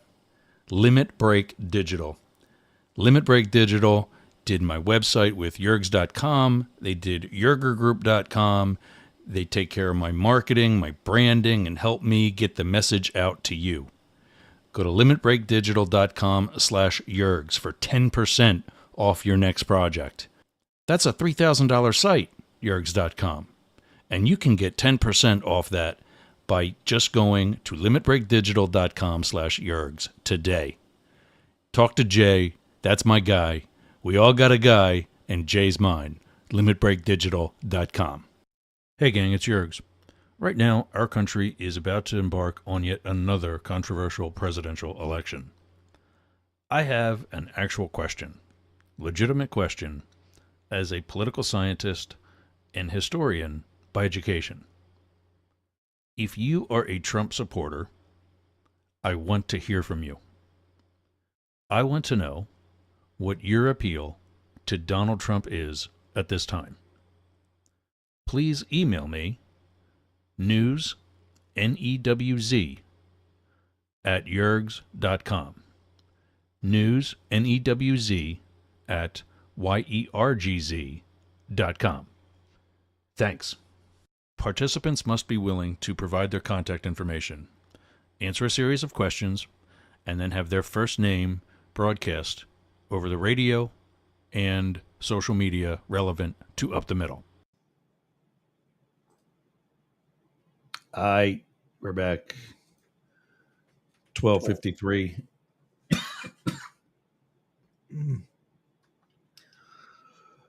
I won't miss that when that's gone. You still have it, man. That thing is lingering. Oh, like the long COVID or something. That hurts too. Oh, wow. Oh, so just to wrap up in our remaining 6 minutes, Blake, are you happy that we've now heard from Kamala? Yeah, I mean, I'm glad she did it. I would like to hear more, though. I just think we deserve to hear more. Do you understand that with the way let's face it, Trump has been running for president since 2020 when he denied losing the last time. He's got a head start. I think at this point, I'd be doing more press if I was her. What? But I think she had more important things to do than to just sit down and talk with one journalist. I think that's the most important thing she needs to do is present herself to the American people and tell them why they should vote for her. I think there's nothing more important than that. And I think she should do it more. I don't think she will, but I think she should. I think we deserve to hear from these people like in all sorts of formats. I'd like more interviews. I'd like more press conferences. I'd like more long form stuff like the podcast stuff. I'd like all of it. I think we deserve to know who we're voting for. And I just don't feel like we're getting enough of that from her still. One interview is not going to be enough for me. I'd like to have 3 debates. I think we're only going to get one probably. I think these things are important. I don't think we should. I think you should have. We might not even get to one. I think we're going to get one. I think we're getting one for sure. It sounds like we're going to get the ABC one. I would be really surprised if either one of them drop out of that. I think Donald Trump, it could be good or bad for both of them. I think that they both, is different in June where really Biden had everything to lose. This one, it's a close race still. I think they both could benefit from a debate. I think they both could benefit from more press. They could both be hurt by more press. That's why she's got to go out there and prove that she can do this, I think. Matt, you glad to see her getting a little bit of time, and you glad to see your opponent getting a little bit of press time too? Look, I don't think saying glad my opponent is getting press time for this situation is the way to approach this. I hope Emily, his wife, is good. I hope that that's what I say. I hope she's doing well. I hope it's not a bad situation. I hope that she finds peace. I don't want to say I'm glad that this is the press that he's getting. No, well said. You can find Blake at wrong button. There we go. Blake at thehomelessconservative.com. And he's got, are you doing that live later today? Not live. I'll record it and edit it and release it. But you release it later today? Yeah, I normally do them on Wednesdays, but I started to do it, and then I was like, no, I want to do it after her interview and some other stuff, so I'm doing it today instead. Normally on Wednesdays. Okay. But you're mostly focusing on last night's interview. No, I'm actually mostly focusing on how RFK Jr. and Tulsi Gabbard I don't think actually help. That's right. We shouldn't embrace them. But yeah, I will talk about her as well. Yeah, gotcha. And then that goes to YouTube and where else? YouTube, Spotify, Apple, all that stuff. You can obviously watch on YouTube and Spotify, but the other ones are audio only. But yeah, anywhere you can get podcasts or YouTube. Right on. And then what was the big thing for the Daily Crypto News today? It was Asia focused, so I didn't do the news. That's every Friday. That's right. Yep. Yeah. Yep. Today was Sarah Kwan with Asia Focus. Nice. The only Bitcoin thing I have to say, did you see Donald Trump's digital trading card thing? Oh, they call me the Bitcoin only $99. It's the weirdest thing ever. I love it. It's bizarre. Look. Let me say this without saying I like Donald Trump. I like campaigns that try to do. Oh, by the way, I didn't send this to you guys, but I like campaigns that that do different things. But I was featured in the New York Times the other day, in their podcast Hard Fork. I just sent you the link because we're trying to experiment with AI in our campaign. We're the only campaign in the whole country out of 30 campaigns they try to interview that would go on the record and said that we were using AI. But anyway, I just like when campaigns and people try to break outside of the box, try new things, and try to engage with constituents in a different way. And this is what we did with AI: is try to use it to engage in a different way that we might have could with traditional methods. So nice. We'll put that in the show notes.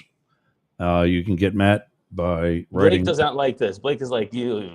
The Trump thing feels like a grift. It's just like the Bible hawking. It's a grift. This is not. It's a grift. Yeah, it's a grift. It's a grift. I mean, yeah. He puts golden shoes and trading cards for $100. Well, the trading card thing is ridiculous because there's zero. I mean, it's 100% profit margin. He does absolutely nothing. Yes. There's this digital thing. It's not even a physical. I mean, it's such a grift. It's but I did hear, and I think it's a good way. I think it could be a good way to raise funds, but also engage with constituents. Say, hey, if you buy this for $100, I think some of them have access to a dinner. Have we lost the fact that these funds are going to legal fees? Anyway, we're going to run out of time here in a second. Matt at dailycryptonews.net, info at demerforcongress.com. You can get us all news, NEWZ, at Yergz, YERGZ.com. Great show again, guys. Well done. Love arguing with you with two. And that's it. Have a great weekend. We'll see you next week.